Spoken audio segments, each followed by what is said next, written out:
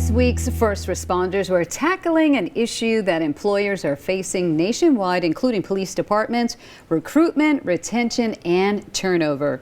Joining us live to discuss this issue and what's being done to change what's happening are New Albany Police Chief Chris Robertson, as well as Pontotoc Chief Randy Tutor. Both men serve on the Mississippi Association of Chiefs of Police. How are you both doing? Good. Doing well, good. Tanya. Thank you for being here. Oh, thank you so much for having us here too. All right, so let's get right down to it. Recruitment, retention, and turnover. Three things that folks are facing, particularly police departments here in Mississippi. What is it that you're seeing when it comes to people leaving the force? Well, there's, you know, the last couple of years hadn't been good for us. Mm-hmm. You know, some of the public perceptions that's been thrown out there about police officers, that has something to do with it. We've had so many retirements and resignations, and there's nobody to fill that void. Mm-hmm. So all of us, statewide, nationwide, are feeling that pinch now. You know, there's several factors that go into all this. You know, money's part of it. Right. Mississippi, as bad as I hate to say it, Mississippi has the lowest average pay for police officers in the United States at $36,000 a year. Wow, that's not a lot of money, Chris. No, Chris, you are one of the vice presidents. Yes, ma'am. For the state, for the state association.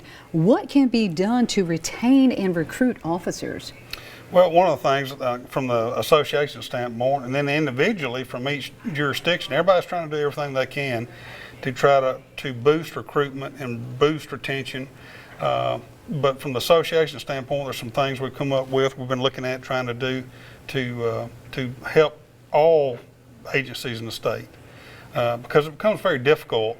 You know, the smaller agencies from the bigger agencies, you know, you have the Oxford and Lafayette counties, and then you have much smaller, you're like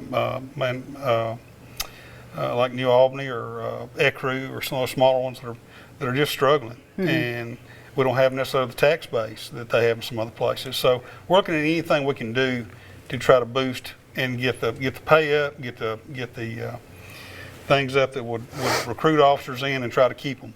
Oh, okay. And you, Randy, as the president of the association, what are you guys working on? Well, right now, what we're trying to do is come up with some incentives for the line patrol officer to make this job more attractive. Again, we're looking for the smartest, the brightest.